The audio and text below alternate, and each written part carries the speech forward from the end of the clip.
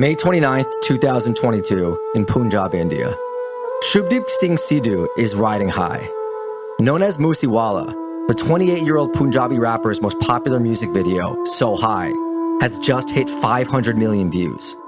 And he's also just released a haunting new music video for his track The Last Ride, in homage to his favorite rapper and main influence, Tupac Shakur.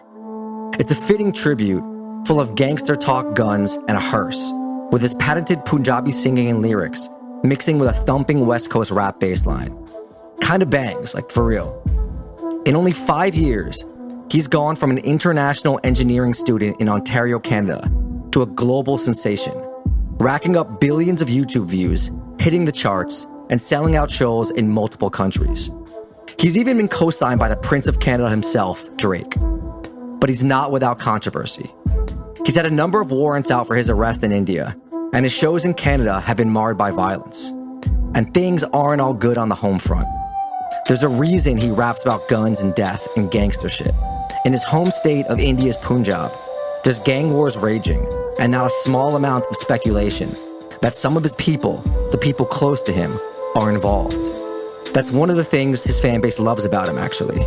He brings the reality of the underworld of rural Punjab, no stranger to violence, out in his lyrics.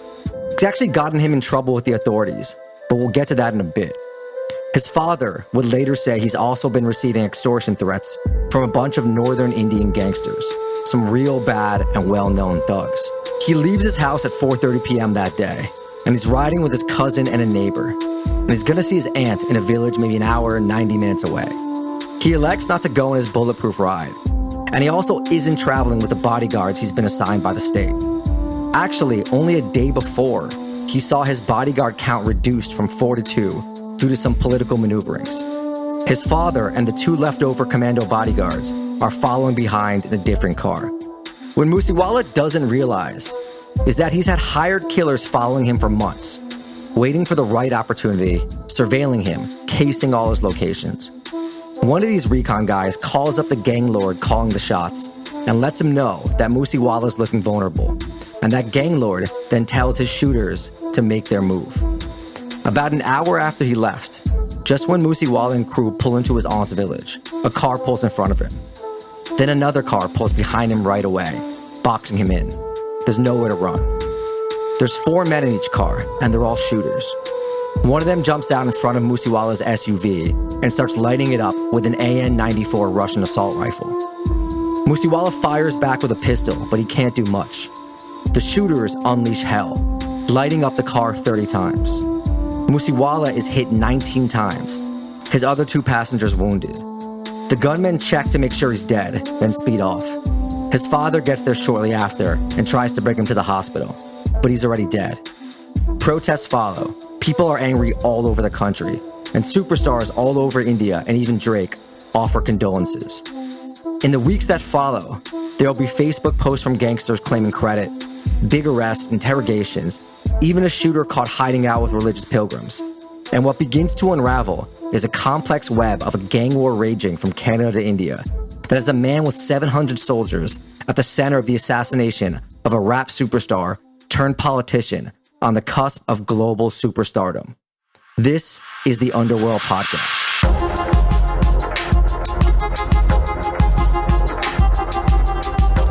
Guys, we are back. I am your host, Danny Gold, along with my co-host, Sean Williams. We are 2 journalists that have worked all over the world, and every week we bring you stories of global organized crime and all the fun stuff that goes with it, while teaching you not to claim responsibility for felonies you've committed on Facebook. Or claim responsibility on Facebook for felonies you've committed. Don't do either one of those. As always, patreon.com/the Underworld Podcast to keep us afloat. There's merch at underworldpod.com/merch. Sponsorships, tips, all that, the Underworld Podcast at gmail.com.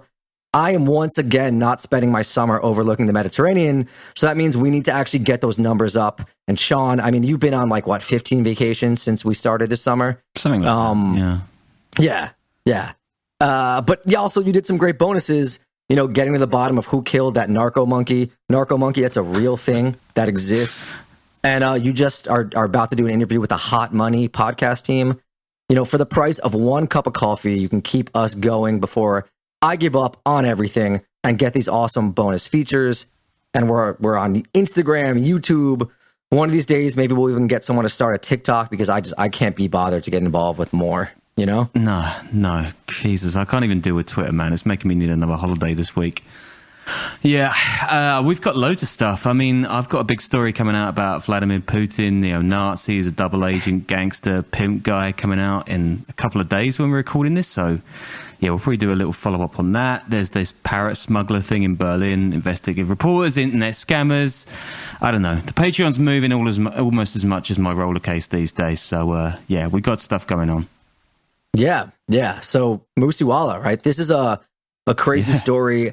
I had seen, I think, a couple of news reports on it, but I had a couple people reach out on the Patreon and IG about the killing right when it happens. And, when the Sikh God himself starts tweeting about it or Instagram about whatever he did, it's time to get involved. So we've done some stuff before, I think, on the Mumbai Underworld. D Company was one of our first episodes that Sean did. And Sean, you've been reporting there in real life, right? Like in India on gang shit there. Yeah, it was a fun time. God, that's a long time ago now. I was in Mumbai for like a month, ages and ages back, doing some stuff on D Company. Found some guy that was like an out of work hitman that kind of just sat around because no one wanted hitmen anymore. They were doing all like internet scams. So that's pretty sad, right? I mean, that's how it goes these days, you know? Yeah. But yeah, we need to do more about India. There's so much shit going on. I didn't know anything about Moosewala either. So I'm keen on this one. And it does get a lot of attention, I think, both in Bollywood and gangland circles, the Mumbai stuff. And of course, I am unapologetically a fan of Shantaram, so that's going on. But the northern Indian underworld, and that around the capital city of New Delhi, I don't think that gets nearly enough attention, at least in international circles. So it was interesting to learn about it through this assassination, essentially. And we did a wild story on the wild Indo-Canadian gangs of Surrey and Vancouver, where there's a big connection to the Punjab community. And I thought this would involve some of that, but it's only loosely connected. But definitely go back and listen to that episode on Bindi Johal. And of course, I think I've been promising some folks we're going to do a second episode on Brothers Keepers and all that sort of United Nations gangs in Vancouver, which I think has a lot of that as well. So Moosewala, actually, he didn't really come up in Canada, right? He didn't go to Canada until he was an adult in 2016. And he went to Brampton, Ontario, not Vancouver or Surrey. He's born in 1993 in Punjab, India, in the Musa village in Mansa district. And his name is actually a tribute to his village. His dad was a laborer or small farmer. He owned about 3 acres of land. And he was also in the army at one point. He was basically a farmer. And his mother, she eventually gets elected as a local leader in their village, but not until 2018. But he grows up in a rural area in the farmlands. And that's an important part of who he is and what his music is all about. Here's a quote from a BBC article. His songs offered unvarnished commentary on the dark underbelly of the rural heartland, where drugs, crime, and corruption often make headlines. Yeah, and Walla's like somebody in charge of something, right? Like the boss, I think. But Punjabi listeners, feel free to leave angry comments wherever you find this podcast. Yeah, and wherever my pronunciation is off, because it's gonna be. And personally though, I love me some like dark underbelly of the rural heartland. Give me that Winter's Bone shit. But I just want to add too, we used a ton of sources from the Indian media, the English language sources there. The Hindustan Times, the Quint, the Print, India Tribune, all that. The source list, as always, will be up on the Patreon. So yeah, his music, it's really interesting. It's all in Punjabi, even though the song titles are in English. And it kind of blends this traditional Punjabi pop influence with just straight up West Coast bass lines and hip hop. So the sound, it does that, and the lyrics too. It's kind of got these 90s era G-Funk beats a little. It kind of reminds me, if you ever heard the Nas track, Get Down, there's a part when he switches up to this West Coast beat, and it sounds a lot like that. And he's got this haunted way of singing and rapping. It just goes really well together. It's kind of fire, and like there's a reason that Drake co-signed him. So the lyrics and music videos, they combine this influence too. It's all about big black SUVs, guns, money. I think he's got an AK tatted on his arm and dollar signs too. And northern India, Punjab, Delhi, all that apparently has a really bad violence problem, gangs, crime. It's not just in the cities. A big part of it is in rural areas too. And he was apparently one of the first musical artists from the region to really go into that. and combined this, the hip hop world with the Punjabi influence. And it made him into a fast rising global superstar. And I kind of wanted to go into a little bit of that just to show the significance of him getting killed before going into details of this gang war. Here's a quote from the BBC again. Punjab has always had an unsavory side, involving gritty gangster lore of big bosses, godfathers, their middlemen, and thugs. The violence, experts say, largely stems from turf battles between them. Underlying issues like corruption and rising unemployment have strengthened their reign over the state's cities and villages. These gangsters also have a huge cultural footprint. The intertwined nature of the music industry and gang-related crimes in Punjab is largely accepted as common knowledge, says Ravindra Singh Robin, a senior journalist in Amritsar city. And here's a headline and a lead from an outlet called The Scroll. How Sidhu Moosewala's celebration of royal life won him legions of fans in Punjab and far beyond. The rapper gave voice to the dreams and predicament of young people living through an agrarian and social crisis. Wow. And yeah, generally I kind of shy away from anything that I feel like overly intellectualizes stuff like this, but it's pretty interesting. It wasn't just guns and violence. He did a lot of, quote, putting the focus on the burning issues of an agrarian society in the throes of transition. Okay. Yeah, calm down, Pitchfork. I mean, it is fascinating to see it described that. Yeah, way. man. I mean, Yeah.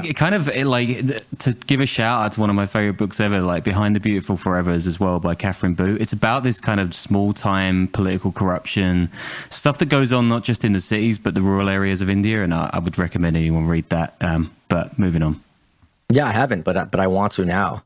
And India, of course, had those massive farmer protests a few years ago about new agricultural laws that were going to screw over the farmers. And Punjab has a huge agricultural industry.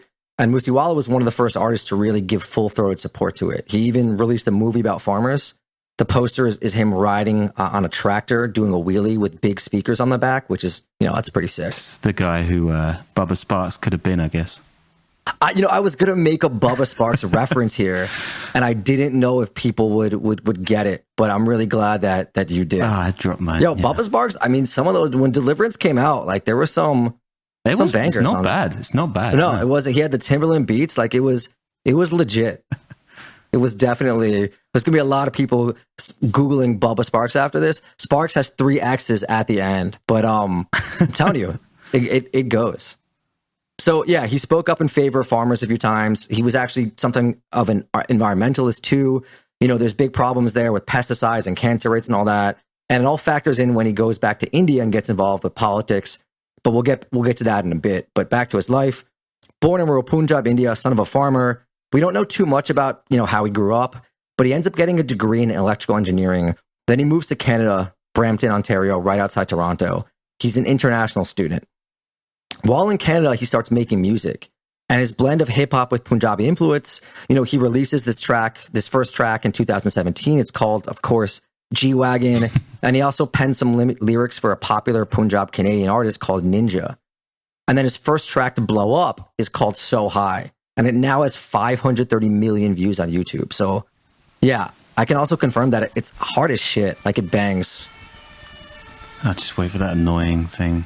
No, leave that European siren in, man. I love that. Right. Dale, leave that in. Yeah. I was going to say, I've been listening to loads of his stuff today, and I didn't know much about him, but yeah, I can confirm that So High is an absolute tune. Yeah, his stuff, it goes, man. It really does. Yeah. And from there, it's just straight running, right? He gets huge really, really quick with fan bases in India, in the UK, Canada, New Zealand, the US, and in no time, he's the biggest figure in the Punjabi hip hop scene, which, it sounds kind of ridiculous to say that, but Punjabis are a large ethnic group. I think there's something like 125 million across the world. He charts in the UK and Canada. And by the time he's murdered, he's released 3 albums and 60 singles in his 4-year run. Yeah. But again, maybe we should just focus on the Punjabi audience for this show then. I'd love to. But he's not without controversy. Like I said earlier, we got into the whole gangland scene of Indo-Canadian Punjabis in the episode on Bindi Johal, and some of that stuff follows Moose around. In 2019, he's banned from a festival in Surrey because of concerns about violence.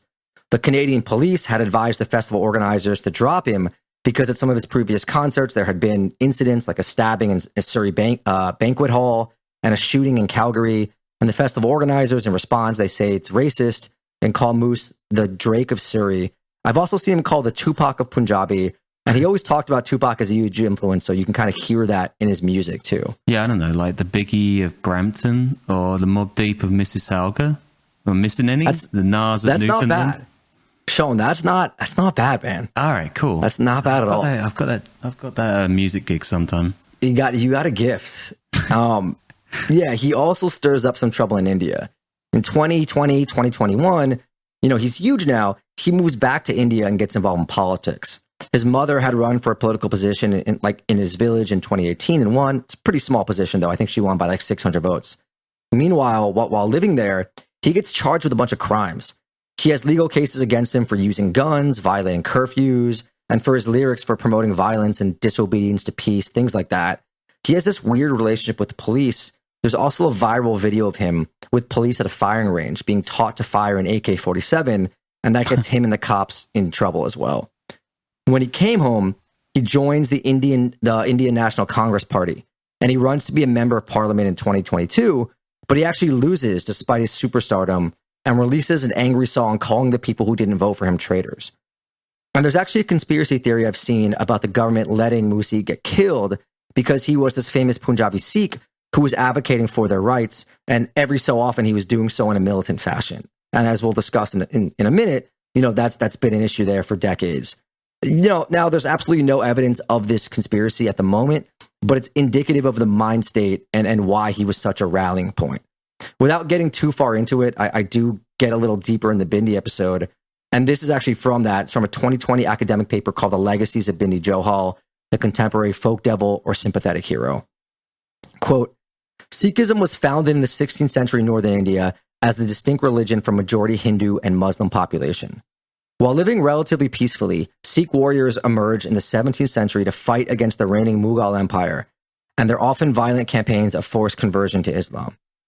This signified the transformation of Sikhs from a passive and relatively peaceful religion to that of the religious warrior or soldier. The image of the warrior Sikh became an important symbol and has been appropriated by some when perceived cultural and religious threats arise. And then, in the 80s, there's something called the Khalistan or Khalistani movement, which was Sikhs advocating for a separate state in Punjab state, India, because they were a marginalized group. And it led to violence and attacks by both the government on Sikhs and the Sikh groups, including the assassination of Indira Gandhi and brutal retaliations against that. That was at the high point as well. And Moose had made reference to it in some of his music. Yeah, I guess it's probably worth saying as a counterpoint because in my experience of cricket, Twitter, Indian social media is a vibe, man. So one of India's longest serving leaders is Manmohan Singh, who's a Punjabi Sikh. And yeah, I guess if minorities are getting screwed in India, it's definitely the Muslims. But tough history, and I'll just throw in the Amritsar massacre if I'm going to take my routine dump on the Brits as well. Yeah, and there was the Golden Temple thing, right? I think Indira Gandhi ordered that, where they went in and killed a bunch of people. Not great. So yeah, I mean, if you want more about this or an actual non-surface level understanding, go read a book. Seriously, I mean, don't. We're not going to give it to you. Definitely read books on the issue and brush up on that. But let's talk about gang wars in Punjab and some of the kingpins, including those who allegedly killed Moosewala. The gang at the center of the Moosewala killing is the Lawrence Bishnoi gang, headed by Lawrence Bishnoi. And this guy is a gang lord, even though his real name's Lawrence. Uh-huh. So, yeah, there we go. He has reportedly 700 soldiers under him.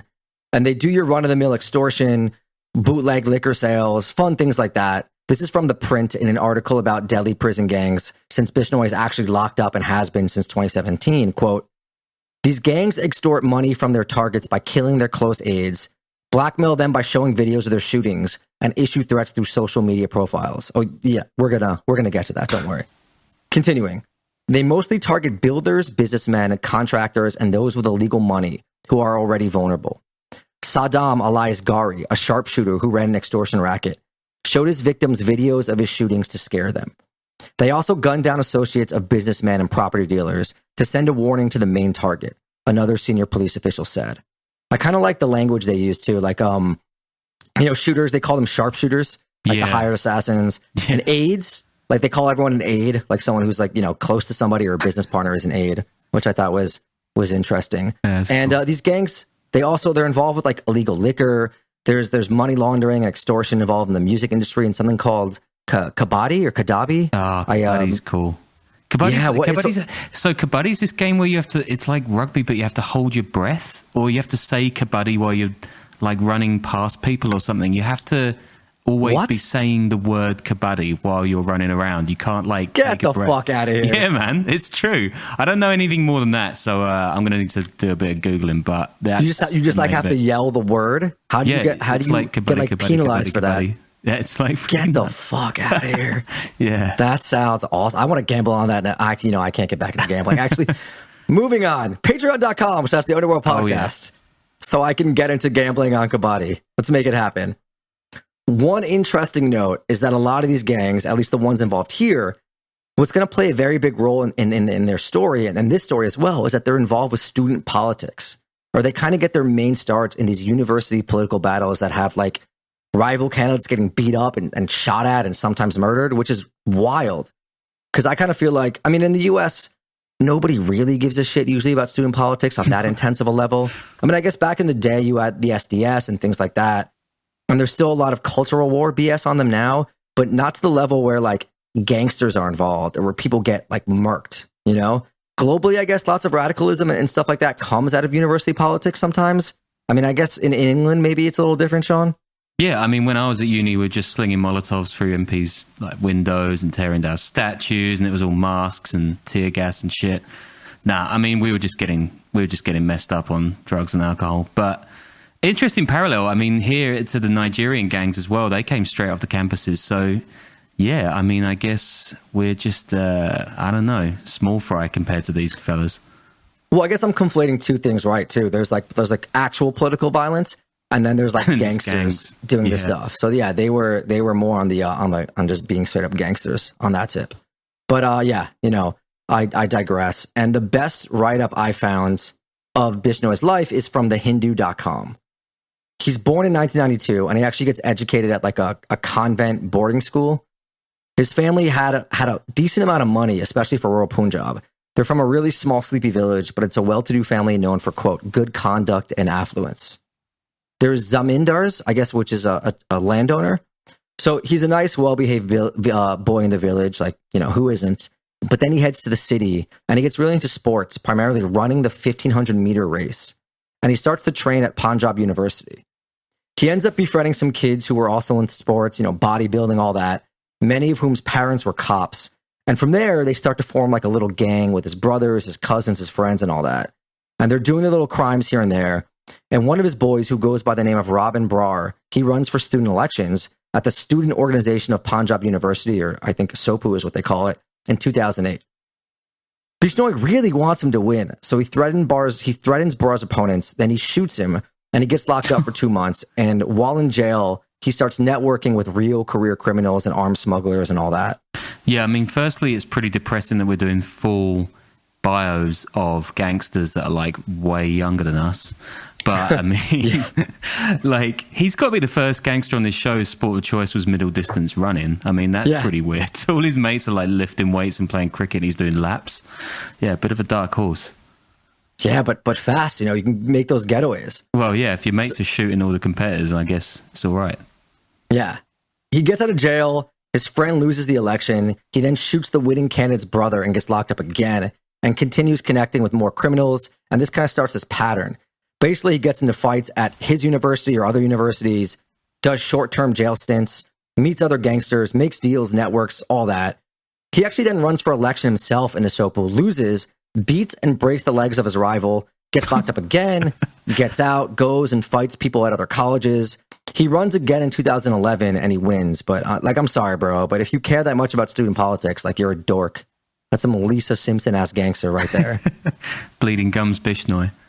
Yeah, and I think, the whole thing with him doing all these crimes and getting out, I think that kind of alludes to what you were saying with the corruption. I think also that mention of all his friends' parents being cops. So I think there's a lot of bribery or just like being in the know, having money and getting out after committing crimes. By this point, his gang is really growing and he's making enemies all over and getting a reputation. In 2012, he gets out of university, but his gang still has beef all over and they start getting more and more weapons. to protect themselves, and he still maintains control over university politics. He's putting up his fellow gang members as candidates for elections. In 2013, he guns down a guy who defeats his friend in an election. I think it was a municipal one at that point, not even a student one, and he goes on the run. Shortly after, his cousin, who's involved in the illegal liquor deal situation, he gets murdered, and Lawrence starts going after everyone involved. Illegal liquor is actually a big business there, by the way. And here's a write-up of his next few years from The Hindu. Quote, according to the police, in the summer of 2014, Bishno had his first armed encounter with the police. On their way to visit the Salasar Balaji temple in Churu, Rajasthan, Bishno and his gang rammed through the barricades of a checkpoint and opened fire at police personnel. They were intercepted later and sent to jail. Over the next 3 years, the police say, he spent time plotting the murder of his rivals, escaping police custody, and hatching the execution of witnesses who had decided to testify against him in court. Yeah, I mean, okay, a couple of things here. Firstly, this guy, he's a total nerd. He can't get anyone to be his friend. He's going around beating everyone up, trying to get votes like to be student big dog. And then also, these quotes are from the police. Like, they're saying he's just openly plotting the murder of his rivals. Like, maybe they should be keeping him in prison. They're like, yeah, he got away with a lot, and we couldn't really hold him down. He just keeps writing all these charts, like crossing people's names off. So yeah, he's getting huge. He's now operating in Delhi, which is, New Delhi, India's capital, and the whole metro area has a population of like 30 million. So, I mean, there's money there, right? He starts working with like real deal mafias, bigger bootleggers. He's arrested though in 2017, but that doesn't slow him down. Says media outlet The Prince.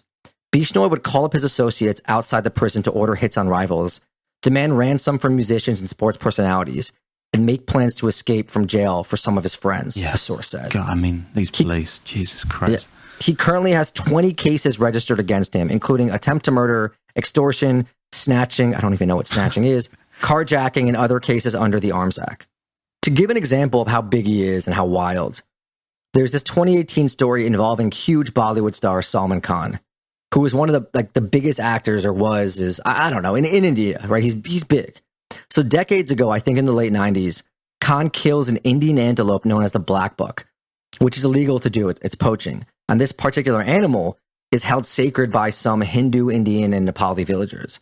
It's held especially sacred among the Bishnoi community, which Lawrence is a part of. I guess the Bishnois are like a sect or a clan anyway.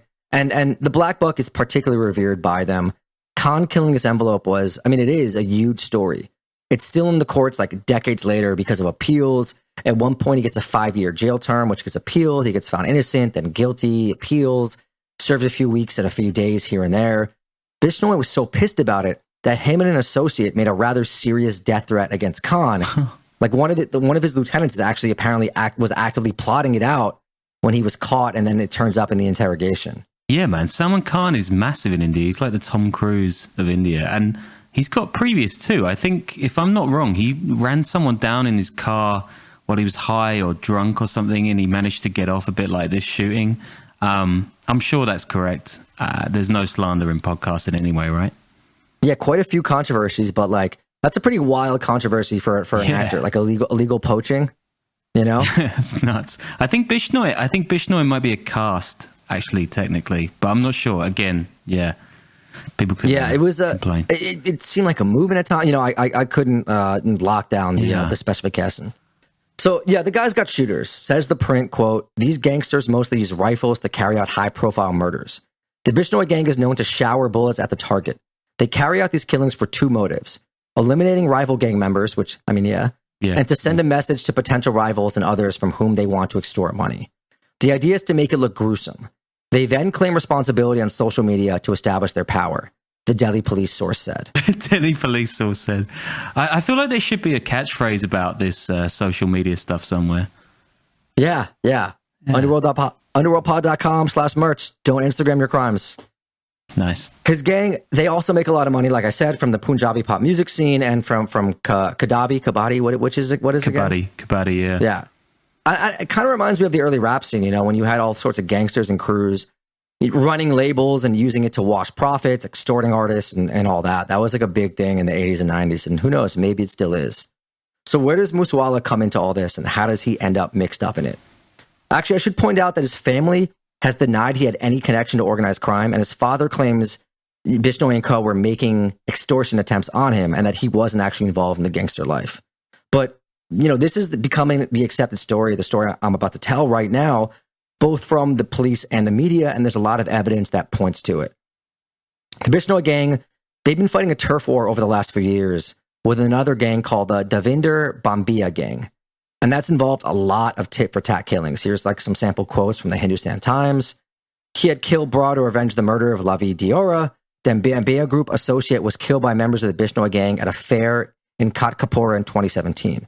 In response, a Facebook page in the name of jail gangster Lawrence Bishnoi threatened retaliation and bloodshed on the streets. To avenge Gurlal's murder, the Bishnoi group killed a former student leader, Rajit Singh Rana, in Muxar in October, and Faridit Youth Congress President Gurlal Singh Pahalwan in February this year. Well done. And these aren't even... Yeah, Jesus. Good. And these aren't even the murders that are at the center of this gang war right now. So two of the men that are killed in this tit-for-tat thing are really close associates of Bishnoi, including the political leader of a youth wing of the party that beat out Moosewala in the election, and the brother of Bishnoi's main lieutenant, a man by the name of Goldie Brar. Goldie's brother was killed in that situation, and then in 2020, and the political leaders called in 2021. The Bambia group actually claimed responsibility for some of the murders on Facebook. And Goldie's actually based in Canada. He's wanted for a lot of crimes in India, but he's been in Canada since 2017, and he went there on a student visa. And the weirdest thing, I can't pin down where he is or what's going on. I think he's just free in Canada or in hiding there. I couldn't find any info on his whereabouts. I don't think he's locked up, though India is filing, there's an Interpol red notice, and they're filing extradition orders because he's wanted for a ton of crimes there. And there's a Facebook post going around from Goldie's account, allegedly claiming responsibility for the killing of Moosewala and saying it was motivated by revenge. Goldie was apparently the one tasked with arranging the hit on Moosewala since he was in Canada and he was using WhatsApp calls, which apparently make it hard for the Indian police to tap his calls. Yeah, I mean, we get accused of being too soft on crime on this podcast, but maybe we can actually find Goldie. Have we got the power to do that these days? Do we have the listeners? Can we find this guy? Maybe not. I don't think I want to get wrapped up in a northern Indian gang war. That's something you don't want to be a cop. With. Wait, do we? I get accused of being too hard on it sometimes because we get accused of being too soft too. Oh yeah, too soft. No, we're friends with gangsters apparently, according to the ones I've seen the last few days. I mean, we do have that trip to Portugal that hopefully kicks off. Where's my man at? Holler at me, man. I've been trying to get in contact with you. Anyway, according to these guys in the Bishnoi gang, Moosewala's name comes up in the investigations of these murders, which, again, not proven.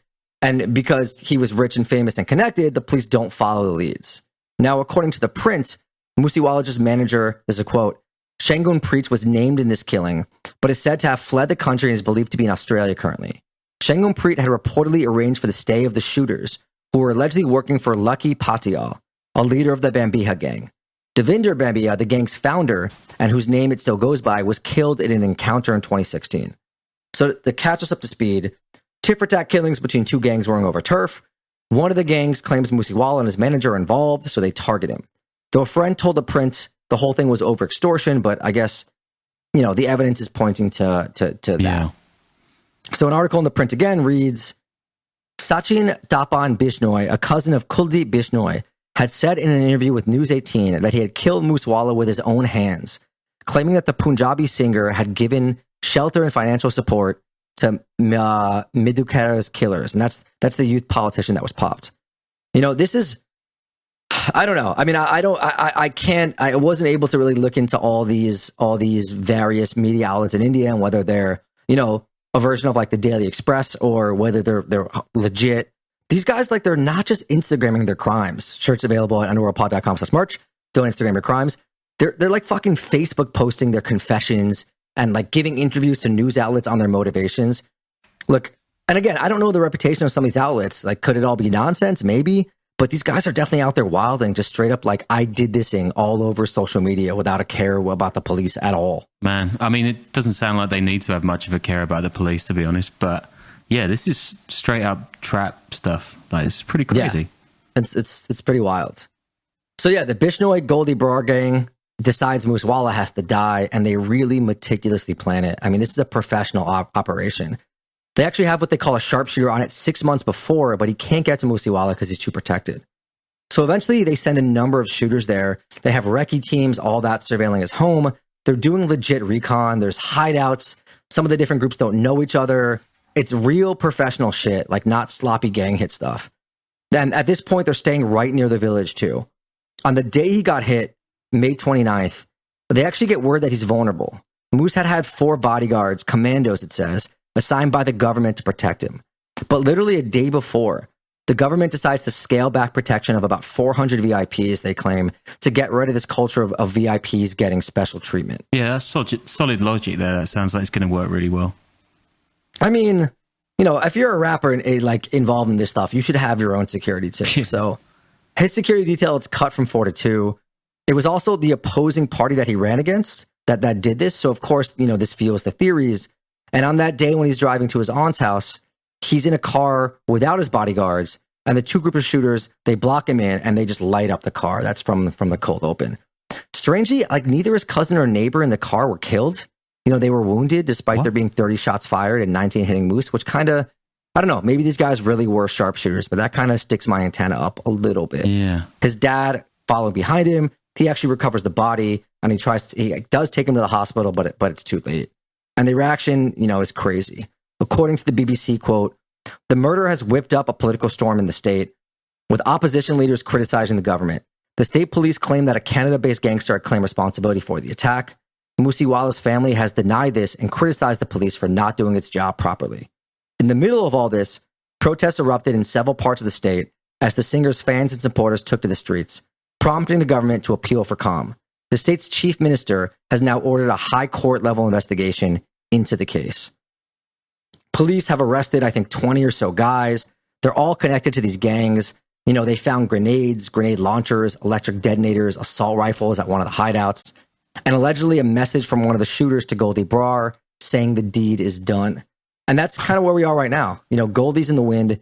Bishnoi's locked up and has been for years, but still not cooperating. And the family says that he currently can't find a lawyer. Meanwhile, Moosewala's family says Bishnoi is just a pawn and they're alluding to a bigger conspiracy. And in Moosewala's last video, released when he was alive a month ago or so, which was called The Last Ride, which makes all the references to Tupac, it contains the line, "The funeral will happen in youth," referring to himself. Moosewala, you know, actually there was a song just released after his death that has now been banned from streaming platforms in India because it has militant Sikh lyrics and it addresses issues like the killing of former Prime Minister Indira Gandhi, which was done by a Sikh terrorist, the attack on the Sikh Golden Temple by the Indian government, the release of Sikh political prisoners. You know, he's going after the AAP party for fighting with his people. It's demanding sovereignty for Punjab, which, you know, all this is going to feed into the theories that he was silenced, when I think the most obvious answer is that, you know, this is part of this gang war. Yeah, man, for real. This is like, I mean, you know, we're not going to condone those kind of like communal violence lyrics, but I've been listening to this guy all day. People should check him out. Boy has skills. Like he's got decent tunes behind him. He's a really talented musician. I kind of like, you know, the singing that goes with it. It just feels haunting to me. So when you're talking about you know, gang warfare and death and all that, I think it really goes with it well. Yeah. I honestly think give him another 6 months, a year, he would have been collaborating, you know, with Drake, with other rappers too, and it would have been something. But yeah, anyway, you know, let us know if we got some things wrong about Sikh history and everything else. I know, you know, my dude at Six Buzz, one of these guys who really documents the hold on, I want to get his Instagram name right because he's filming on some stuff right here, and he really documents the gang wars that are going on, which are all over the world. You know, there's killings in Thailand too. This is the Indo-Canadian gang wars, which are really wild, and his account is great. And he was going to send me some stuff, but I think he got too busy. It's 6ix Ademics TV. Interesting dude. Anyway, all right. Patreon.com/the Underworld Podcast. If you yell at us there, we'll actually take what you have to say seriously. Merch, all that. Hit us up. Tips, ads, sponsorships, invitations to visit you if you're on the Mediterranean coast. The Underworld Podcast @gmail.com. Until next week, take care. See ya.